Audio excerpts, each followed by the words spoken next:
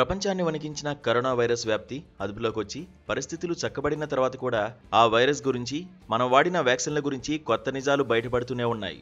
కేవలం 5 ఏళ్ల క్రితం ప్రపంచ దేశాలన్నీ ఈ మహమ్మారిని కట్టడి చేసేందుకు వివిధ రకాల కోవిడ్ వ్యాక్సిన్లను అత్యవసరంగా అందుబాటులోకి తెచ్చాయి.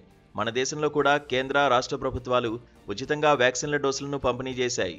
అయితే ఈ వ్యాక్సిన్లు నిజంగా వైరస్ వ్యాప్తిని పూర్తి స్థాయిలో నిరోధించగలిగాయా అంటే లేదు అని ఆంధ్ర విశ్వవిద్యాలయం పరిశోధకులు తేల్చడం ఇప్పుడు సర్వత్రా చర్చనీయాంశంగా మారింది. ఏయూ పరిశోధన బృందం సుమారు 2 ఏళ్ల పాటు సాగించిన అధ్యయనంలో ఆందోళన కలిగించే విషయాలు వెలుగులోకి వచ్చాయి.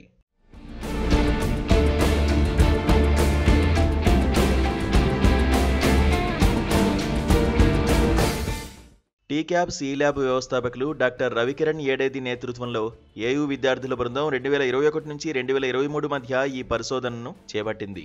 ఈ సుదీర్ఘ అధ్యయనంలో కోవిడ్ వ్యాక్సిన్లు వైరస్ను అరికట్టడంలో పూర్తి స్థాయిలో విజయం సాధించలేకపోయాయని నిర్ధారించారు. దీనికి కారణం వ్యాక్సిన్ల తయారీలో ఉన్న లోపం కాదు, వైరస్ జన్యువుల్లో వచ్చిన మార్పులే అని తేలింది. వ్యాక్సిన్ తీసుకున్నప్పుడు శరీరంలో యాంటీబాడీస్ అభివృద్ధి చెందుతాయి.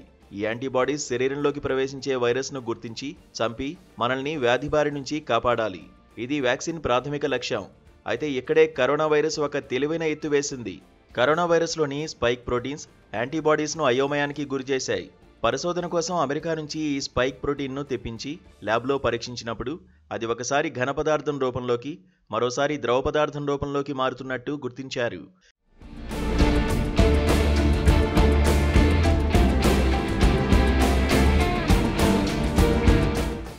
ఈ డైనమిక్ మార్పు కారణంగా వ్యాక్సిన్ ద్వారా ఉత్పత్తైన యాంటీబాడీస్ వైరస్ ఘన పదార్థంగా ఉన్నప్పుడు మాత్రమే దాడి చేసి నాశనం చేయగలిగాయి. కానీ అది ద్రవ పదార్థం రూపంలోకి మారినప్పుడు యాంటీబాడీస్ ఆ వైరస్ను సరిగ్గా గుర్తించలేకపోయాయి.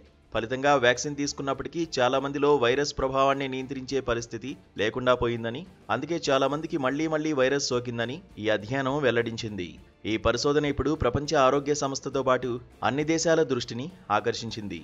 భవిష్యత్తులో వచ్చే ఇలాంటి వైరస్లకు మరింత సమర్థవంతమైన వ్యాక్సిన్లను తయారు చేయడానికి ఈ అధ్యయనం ఒక కొత్త మార్గాన్ని చూపించింది. Biophysics, computer simulations, molecular biology వంటి ఆధునిక పద్ధతుల్లో ఏయూ విద్యార్థుల బృందం ప్రయోగాలు నిర్వహించింది. భవిష్యత్తులో వైరస్లతో పోరాడేందుకు దీన్ని ఒక కీలకమైన ముందడుగుగా చెప్పవచ్చు.